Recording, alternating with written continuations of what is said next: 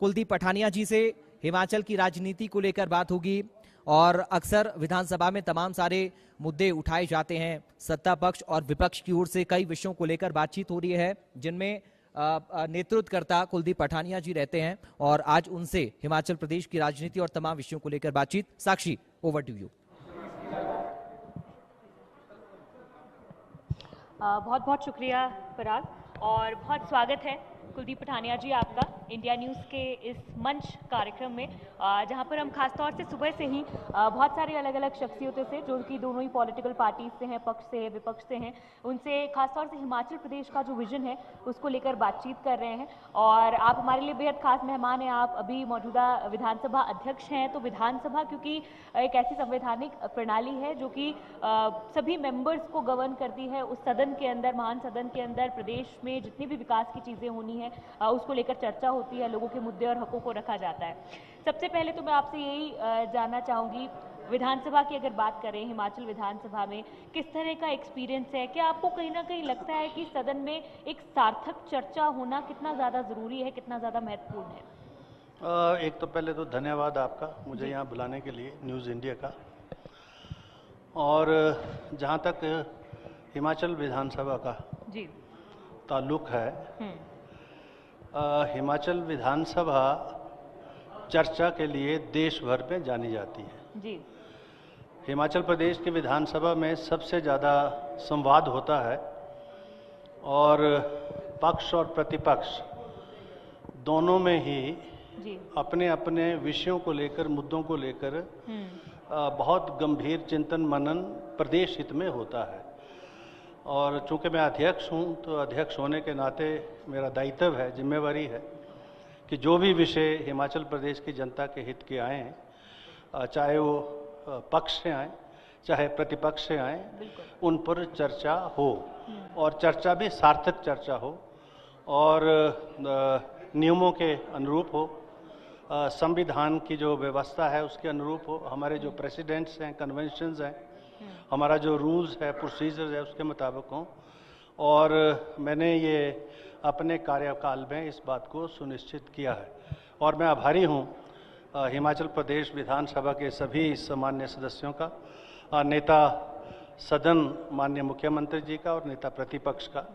कि मुझे पूरी तरह से दोनों पक्षों का सहयोग जो है विषयों को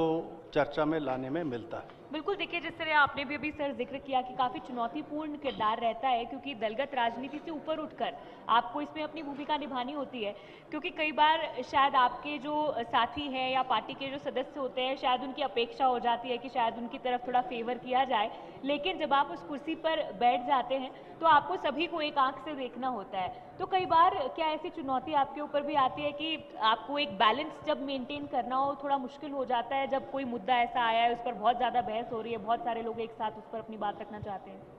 नहीं, मुझे ऐसी कोई परिस्थिति आई नहीं, क्योंकि मैं एक तो जो विषयों की जो गंभीरता है, उन विषयों को विधानसभा में चर्चा में लाने का प्रयास करता हूँ और नियम और जो संवैधानिक व्यवस्थाएं हैं या हमारा जो प्रोसीजर है, कन्वेंशंस हैं, प्रेसिडेंट्स, उसी के अनुरूप जो है मैं कार्य करता हूं। और जहां कहीं मुझे लगता है, चाहे पक्ष से हो या प्रतिपक्ष से कोई भी मान्य सदस्य विचारों की अभिव्यक्ति करते हुए विषयों से बाहर जा रहा है, तो मैं उनको समय समय पर जो है अपने रूलिंग्स के माध्यम से जो है उनको दुरुस्त करने का, करेक्ट करने की कोशिश करता हूं। और मुझे प्रसन्नता इस बात की है कि जितनी भी करेक्शंस या सजेशंस मेरी तरफ से जो दिए जाते हैं, उसमें अधिकतर माननीय सदस्य जो है उसको मानते भी हैं, चाहे वो पक्ष से हों चाहे प्रतिपक्ष से हों। और सदन जो है बहुत जो है शानदार तरीके से, अच्छे तरीके से चलता है। आपने चर्चा की शुरुआत ही सर इस बात से की थी कि हिमाचल प्रदेश की जो विधानसभा है उसमें की जो चर्चा होती है देश भर में उसके बारे में बात की जाती है। लेकिन पिछले कुछ समय में जो ऑब्जर्व किया गया है वो ये है कि विधानसभा में टकराव की स्थिति ज़्यादा देखने को मिलती है, वॉकआउट्स ज़्यादा होते हैं। तो क्या आपको लगता है कहीं ना कहीं इस महान सदन के अंदर टकराव की स्थिति जनता के दबाव के चलते ज़्यादा होने लग गई, या सोशल मीडिया पर जो है वो आने का प्रेशर जो है वो कहीं ना कहीं बहुत ज़्यादा है, बजाय कि बशर्ते उसमें एक सार्थक चर्चा हो? क्योंकि लोगों को भी उम्मीद होती है कि हमारा चुना हुआ प्रतिनिधि जब सदन के अंदर जा रहा है तो वो हमारी बात को उठाए, ताकि वहां पर जो बात हो, क्योंकि हर वो बात रिकॉर्ड पे आती है। जहाँ तक हिमाचल प्रदेश विधानसभा का ताल्लुक है, ये देश भर की कम विधानसभाओं में से एक विधानसभा है और इकलौती एक विधानसभा है जिसने नियम के तहत कि विधानसभा की साल भर में 35 सीटिंग्स होनी है, उसमें हमने नियमों की परिधि में उसको लाया है। और अगर विधानसभा किसी वजह से 35 सीटिंग ना कर पाए तो विधानसभा में प्रस्ताव जो है सरकार की तरफ से हमारे जो सदन के नेता मुख्यमंत्री होते हैं, माननीय मुख्यमंत्री या संसदीय कार्य मंत्री, उनके माध्यम से वो आता है और फिर सारा सदन जो है उसकी एग्जम्पशन देता है। हमारी विधानसभा साल भर में 35 दिन मिनिमम चलती है और हिमाचल प्रदेश की विधानसभा एक समय में 182 दिन भी चली है। और 1962 की जो विधानसभा है, जिसको फर्स्ट विधानसभा कहा गया, वैसे तो दूसरी है पार्टी स्टेट के बाद, वो 182 दिन तक जो है चली है। संवाद यहाँ ज़्यादा होता है, देश भर की जो विधानसभाएं हैं उनसे ज़्यादा संवाद होता है, क्योंकि मैं अक्सर जो पीठासीन अधिकारियों के सम्मेलन है उसमें मैं जाता रहता हूँ और वहाँ भी चर्चा हमारी पीठासीन अधिकारी जो स्पीकर्स हैं उनके साथ होती रहती है और वो भी इस बात को मानते हैं कि आपके जो नियम हैं देश भर की विधानसभाओं से वो अलग है और जो व्यवस्था हिमाचल प्रदेश ने की है वो उसका अनुकरण करने की बात कर रहे हैं, क्योंकि अभी लोकसभा ने भी एक कमेटी का गठन किया कि एक यूनिफॉर्म जो प्रोसीजर है सारी विधानसभाओं में हो और जो विधानसभाएं हैं वो मिनिमम 30 दिन तो कम से कम लगे। तो इसके ऊपर अभी उस कमेटी में मैं भी मेंबर था। हमने एक रिपोर्ट जो है अभी लोकसभा को, माननीय अध्यक्ष जो लोकसभा के उनको दी जी। और मुझे लगता है कि अब आने वाले समय में जो है हिमाचल प्रदेश की विधानसभा के अनुरूप अन्य विधानसभाओं में भी जो हमारे जो वर्किंग डेज है वो बढ़ेंगे। एक बात मैं और कहना चाहूँगा, क्योंकि अभी 3 वर्ष का कार्यकाल हुआ है हमारा, तीन वर्ष हुए, चौथा वर्ष चल रहा है। हमारी जो प्रोडक्टिविटी है हिमाचल प्रदेश विधानसभा की, वो देश की विधानसभाओं में सबसे ज्यादा रही है। 132% प्रोडक्टिविटी हिमाचल प्रदेश की विधानसभा की 132%, यानी अलॉटेड टाइम से 32% हमने ज़्यादा काम किया। सर, ये आप कह रहे हैं कि आपने अलॉटेड टाइम से 32% ज़्यादा काम किया है और निर्धारित दिनों से ज़्यादा भी विधानसभा चली है, सिटिंग नंबर ऑफ सिटिंग्स भी बढ़ी है, लेकिन कई बार फिर भी अमूमन विपक्ष की ओर से आपको इन आरोपों का शिकार होना पड़ता है कि कम दिन का सेशन बुलाया है या बोलने का समय जो है वो पर्याप्त विपक्ष को नहीं दिया गया। इस तरह के आरोप लगते रहते हैं? ऐसे आरोप में हम लगने नहीं देते, क्योंकि कोई भी विषय जब विधानसभा में आता है तो हमारी जो बिजनेस एडवाइजरी कमेटी है और इन पर्टिकुलर हमारे जो पार्लियामेंट्री अफेयर मिनिस्टर है और मेरी चर्चा होती है जी। और हमें लगता है कि ये विषय प्रदेश हित में भी है और ऑपोजिशन भी, प्रतिपक्ष जो है इस विषय के माध्यम से जो है अपना राजनीतिक दृष्टिकोण भी रखना चाह रहा है। तो हमको लगता है कि अगर ये विषय जरूरी है, प्रदेश हित में है, तो हम बहुत बार अपने नियमों को रिलैक्स करते हैं। अगर ऑपोजिशन इंसिस्ट करती है कि इस विषय के ऊपर अभी चर्चा होनी चाहिए तो सरकार ज़्यादातर मान लेती है और मान लेती है तो विषय खत्म हो जाता है। और फिर वो जो उनकी सोच होती है in the back of head कि हम इसका प्रोटेस्ट करेंगे, इससे कोई पॉलिटिकल गेन करेंगे या चलने नहीं दिया जाएगा, तो ऐसी बहुत कम ऐसी परिस्थितियां जो है विधानसभा में पैदा होने हमने अभी तक दी हैं। जो भी विषय आते हैं उस पर हम जो है आम सहमति से भी और उनकी सहमति से भी उसकी चर्चा हम करवाने का प्रयास करते हैं। और जब कभी उनको कोई पॉलिटिकल कंपल्शन की वजह से अगर कहीं को प्रोटेस्ट करना भी है तो विधानसभा जो है हम उसको स्थगित नहीं करते, उसको एडजॉर्न नहीं करते, विधानसभा चलती रहती है, उनका प्रोटेस्ट चलता रहता है और अल्टीमेटली जब वो महसूस ऐसी नौबत आ जाती है जब नेम करना पड़े किसी को? अभी तक तो बहुत कम ऐसी परिस्थिति पैदा हुई है, एक आध बार हुई है, वो भी एक अलग परिस्थिति थी जिसमें जो है वो सारी प्रक्रिया हुई है, लेकिन अभी तक कोई नेम करने की जरूरत पड़ी नहीं। अभी आने वाले समय में और ज़्यादा जो है चर्चा में तीव्रता आएगी और गति आएगी, तो देखेंगे। चुनावी बयार भी चल चुकी है तो मुद्दे ज्यादा विधानसभा में उठाए जाएंगे, लेकिन बहरहाल सर आपको नहीं लगता बतौर विधानसभा स्पीकर बहुत सारे ऐसे मुद्दे जो कि हिमाचल प्रदेश के हित में हैं, बात करें अगर राजस्व घाटे की अगर बात कर लें, इस तरह के जो मुद्दे हैं जिस पर दोनों पार्टीज को बजाय कि वो विधानसभा में आके तीखी नोकझोंक करें बल्कि एकजुट होकर एक रणनीति बनाए ताकि इसका फायदा हिमाचल प्रदेश को मिल सके, क्या आपके विचार हैं इस पर? नहीं, आपका ये प्रश्न बहुत ही अहम है और मैं ये समझता हूँ लोकतंत्र प्रजातंत्र में ये ज़रूरी है कि जो इशू स्टेट इश्यूज हैं, बिल्कुल, जो इशू नेशनल इशू हैं, उनके ऊपर राजनीति से ऊपर उठकर सभी राजनीतिक दलों की आम सहमति in the larger interest of the state, in the larger interest of the country होनी चाहिए। और ऐसे सुझाव अक्सर हमने सदन में हम देते हैं जब कभी, जैसे आरडीजी की बात आपने की, रेवेन्यू डेफिसिट ग्रांट की बात की, या प्रदेश में जो ये कर्ज की रिवायत है उसके ऊपर बात हुई, तो हमने अक्सर ये प्रतिपक्ष से भी अनुरोध किया कि ऐसे विषय हैं जो सभी सरकारों से जुड़े हुए विषय हैं, चाहे सत्ता में कांग्रेस पार्टी रहे या सत्ता में कोई अन्य पार्टी रहे, लेकिन ये विषय ऐसे हैं जिनके ऊपर हमको सार्थक रवैया अपनाने की ज़रूरत है और एक कॉन्सेंसस इवॉल्व करने की ज़रूरत है। मैंने तो एक आध बार सुझाव भी दिया माननीय मुख्यमंत्री जी को और नेता प्रतिपक्ष को कि let us have A session, A camera session, कि जिस कैमरा सेशन में जो हमारे प्रदेश के जो इश्यूज हैं जिसमें एक थ्रेड विद डिस्कशंस हो, ओपन माइंड से डिस्कशन हो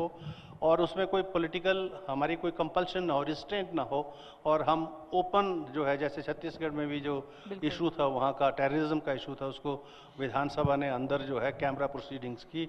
और सभी जो राजनीतिक दल थे, राजनीतिक व्यक्ति है, उनसे विचार विमर्श किया, उनकी राय ली और उस राय के मुताबिक उन्होंने आगे उसके ऊपर काम करने का प्रयास किया। तो ऐसा होना चाहिए, और यही हमारा संविधान भी कहता है और यही लोकतंत्र कहता है, यही रिप्रेजेंटेटिव डेमोक्रेसी जो है वो भी कहती है। बिल्कुल। अब देखिए सर, विधानसभाओं में डिजिटलाइजेशन का दौर भी जो है वो बहुत ज़्यादा अब आ रहा है, जो नेवा पोर्टल है या जो ऑनलाइन अब पूरी विधानसभा की प्रोसीडिंग्स जो है वो चलती है, मुझे लगता है शिमला की विधानसभा भी डिजिटलाइज हो चुकी है, लेकिन और क्या आने वाले समय में बदलते दौर के साथ जो डिजिटलाइजेशन है इसको विधानसभा में बढ़ावा दिया जा रहा है और क्या चीज़ें की जा रही हैं? कुछ नहीं। ऐसा है, हिमाचल प्रदेश विधानसभा जो है वो ई मॉड्यूल में सबसे आगे है। हमने 2014 में ही हिमाचल प्रदेश देश की पहली विधानसभा थी जिसने ई प्रणाली को अपनाया। तो हमारा अनुसरण हुआ देश भर में कि हिमाचल प्रदेश ने जो ई व्यवस्था को जो है लागू किया है, तो बहुत सारे विधानसभा की जो कमेटीज है वो यहाँ आई हमारी इस व्यवस्था को और उन्होंने भी लागू किया। अब तो नेवा आ गया है, नेशनल ई विधान एप्लीकेशन आ गया है और उस पर सारी देश भर की विधानसभाएं जुड़ रही हैं। लेकिन हमारा जो मॉड्यूल है, और आज भी देश भर की विधानसभाएं कुछ अपने मॉड्यूल पर चल रही हैं। हमारा ई मॉड्यूल बहुत अच्छा मॉड्यूल था। यद्यपि हम नेवा पर आए हैं, लेकिन हम फिर से ये सोच रहे हैं कि हमको ई मॉड्यूल अपना जो है उसको कंटिन्यू करने की ज़रूरत है, क्योंकि हम बहुत आगे तक जो है उसके ऊपर काम कर चुके थे। आपने ठीक कहा कि विधानसभा के अंदर क्या घटित हो ये जन जन तक जाना चाहिए, प्रदेश के हर व्यक्ति को ये पता लगना चाहिए। वैसे तो हम यूट्यूब पर हैं और हमारे संसाधन, जैसा अभी माननीय मुख्यमंत्री जी कह रहे थे, क्योंकि संसाधनों में तो हिमाचल प्रदेश सबसे अमीर है, लेकिन उन संसाधनों के ऊपर जो हमारा जो आधिपत्य है या हमारा जो अधिकार है वो कम है, क्योंकि चाहे पानी है, चाहे हवा है, चाहे पर्यावरण है, ये नेशनल सब्जेक्ट्स हैं, और कंकरेंट लिस्ट में भी हैं कॉन्स्टिट्यूशन की और स्टेट लिस्ट में भी हैं। तो इसलिए जब कभी केंद्र कानून बना देता है तो हमारे बनाए गए कानून जो है उनकी अहमियत कम हो जाती है और केंद्र के वो कानून जो है उस पर हावी हो जाते हैं। इसीलिए बार बार मैंने भी सम्मेलनों के माध्यम से ये कहा है कि हमारे जो रिसोर्सेज है उसका प्रोपोर्शनेट बंटवारा होना ज़रूरी है in the larger interest of the democratic setup. Sir, बहुत बार विधानसभा में ये भी देखा जाता है कि क्योंकि आप हाउस के कस्टोडियन होते हैं, अगर किसी भी मेंबर को किसी भी तरह की कोई दिक्कत आती है तो वो अपना सर उठाकर आपकी तरफ देखता है, आपके पास गुहार लेकर अपनी आता है। बहुत बार हमने देखा है अमूमन विधानसभाओं में इस तरह की शिकायतें आती हैं कि अफसरशाही जो है वो मेंबर्स पे बहुत हावी हो जाती है। कई बार ऐसा होता है कि अफसर जो होते हैं वो उनके फ़ोन नहीं उठाते या अपनी कोई मुश्किल को लेकर वो उनके पास जाते हैं तो वो उन्हें रेफ़र नहीं करते या उनकी जो प्रॉब्लम है उसका सोल्यूशन नहीं होता है। क्या इस तरह की शिकायतें आपके पास भी आती हैं? हाँ, ऐसी जब कभी कोई ऐसा अधिकारी और आप कैसे डील करते हैं? इस प्रकार का अनुचित व्यवहार करता है तो हमारे पास जो है, क्योंकि प्रिविलेजेस जो है कमेटी है और माननीय सदस्यों की प्रिविलेजेस हैं और जहाँ कहीं उन प्रिविलेज का हनन होता है तो वो उसका जो है रिप्रेजेंटेशन मुझे देते हैं और आई एज ए स्पीकर फिर मैं उन अधिकारियों से जवाब तलब करता हूँ और जवाब के बाद जब मुझे लगता है कि there is a breach of privilege तो फिर वो मैटर जो है हम कमेटी को रेफर करते हैं और ज़्यादातर जो मामले जो हैं फिर जो है वहाँ माफी लेकिन सर, मैं आने वाली थी एक कमेटीज वाली बात पे। बहुत बार ऐसा देखा जाता है कि कोई भी अगर कोई सदन में कोई मुद्दा आता है या इस तरह का कोई इशू उठता है तो वो किसी भी प्रिविलेज कमेटी को या किसी सिलेक्ट कमेटी को भेज दिया जाता है, लेकिन उस कमेटी की रिपोर्ट जो है वो सेशन टू सेशन आगे बढ़ती जाती है। बहुत सारे तो ऐसे कमिटीज में गए हुए ऐसे केसेस होते हैं जिनकी रिपोर्ट्स कभी आती ही नहीं है। इसमें जहाँ तक प्रिविलेज कमेटी का ताल्लुक है इसकी रिपोर्ट तो ले होती है अगर उसमें हम कोई जो है किसी पटिशन को प्रिविलेज पटिशन को फाइनलिटी में ले जाएं। पर 90% केसेस में अभी तक के जो हमारे एग्जांपल्स हैं, उदाहरण हैं, उसमें 90% ऑफ द केसेस सेटल हो जाते हैं क्योंकि जब ऐसी शिकायत आती है और जवाब हम जब तलब करते हैं तो जवाब में जब लगता है फिर दोनों पार्टियों को जब बिठाया जाता है तो उसमें फिर जो अफेक्टेड पार्टी है उससे वो माफ़ी मांग लेते हैं, माननीय सदस्य से माफ़ी मांग लेते हैं, अपना जो उस प्रकार का व्यवहार है उसको जो है दोबारा से दुरुस्त करने की बात करते हैं तो फिर उस मामले को आगे ना बढ़ाकर जो है हम जो है वहीं उसको समाप्त कर देते हैं। लेकिन जहाँ कहीं मामला बहुत गंभीर होता है तो ऐसा नहीं है, ऐसा है प्रिविलेज कमेटी जो है उसके अख्तियार, उसका अधिकार क्षेत्र बहुत बड़ा है और जब प्रिविलेज कमेटी ये डिसाइड कर दे कि समबडी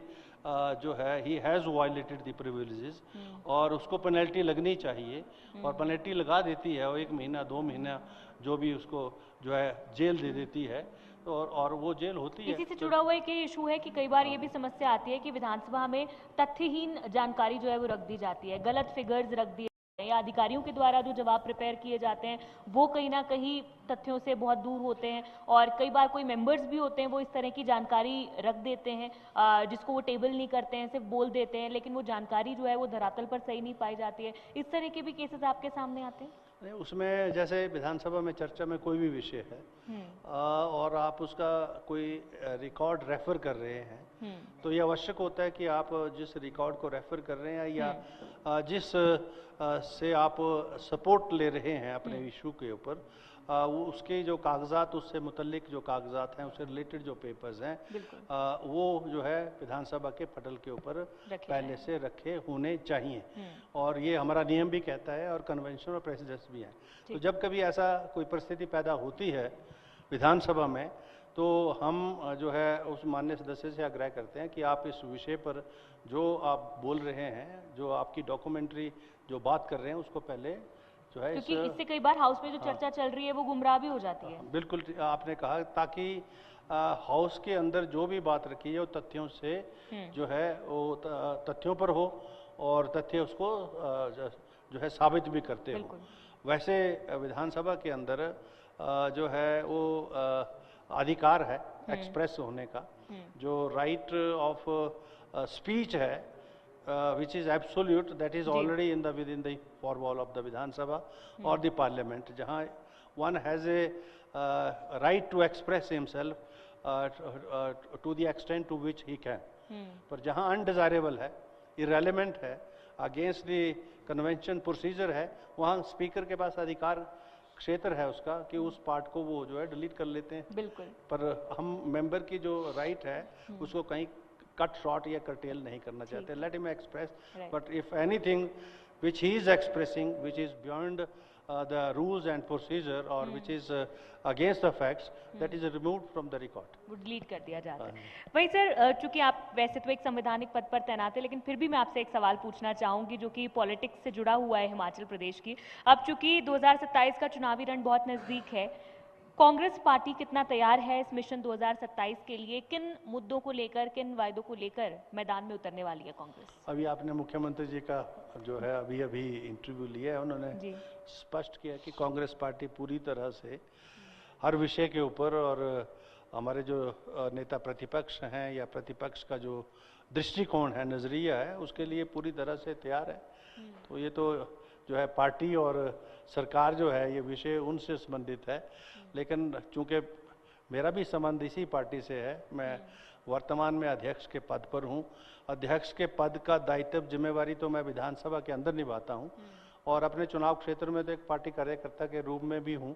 तो इसलिए वहां पार्टी के संगठन को मजबूत करना, पार्टी की विचारधारा को मजबूत करना, ये भी मेरा दायित्व है. और मुझे लगता है कि हमने पिछले 4 वर्षों में जो गवर्नेंस दी है और जो जनहित के जो विषय हैं, और विशेष रूप से वर्तमान सरकार ने सामाजिक सुरक्षा के कार्यक्रमों में देश भर में एक अलग पहचान बनाई है. ये पहली ऐसी देश की सरकार है जिसने जो है चिल्ड्रन ऑफ द स्टेट की कंसेप्ट जो है कानून के माध्यम से दी है कि वो बच्चे, जिन बच्चों का ना माता है, ना पिता है, ना कोई सहारा है, वो सरकार उनकी माता और पिता बनी है कानून के माध्यम से, और उनका लालन पालन पोषण और उनको जो है सेटल करने तक की जिम्मेवारी सरकार ने ली है. देश भर में कोई ऐसा राज्य नहीं है जहां इस प्रकार की व्यवस्था और इस प्रकार का कानून है. दूसरा, हिमाचल प्रदेश जैसे ये अभी बरसात है और हम जो है हिमालय में रहते हैं, हिमालय यंगेस्ट हिल्स हैं और हमारे पास शिवालिक रेंजेस भी हैं. तो इसलिए क्लाउड ब्रास्ट, भारी बरसात की वजह से ज़्यादा नुकसान हिमाचल प्रदेश में होता है. और वैसे भी हिमाचल प्रदेश के लोग चाहते हैं कि सड़कों का निर्माण हो, सड़कों का जाल बिछे, हर घर तक सड़क पहुंचे. तो उस दृष्टि से हिमालय जो यंग हिल्स हैं तो वहाँ नुकसान ज़्यादा होता है. अभी जो है जो भी पिछले दिनों में, जैसे 2023 में 25 में जो भारी बरसात की वजह से जो नुकसान हुआ, उसके लिए जो विशेष पैकेज 7 लाख और बिलोंगिंग के लिए 1 लाख, ये भी देश भर में पहली ऐसी सरकार है. तो मैंने जैसे कहा है, सामाजिक सुरक्षा के कार्यक्रमों में जो हमारे गांव की जो आर्थिकी है उसको लोगों को वहाँ तक पहुँचाना और लोगों को उसके साथ जोड़ना, क्योंकि हिमाचल प्रदेश जो है can be A organic food ball, और उसके ऊपर काम करने की जरूरत है, जिसमें वर्तमान सरकार जो है बहुत तेजी से काम कर रही है. समय की थोड़ी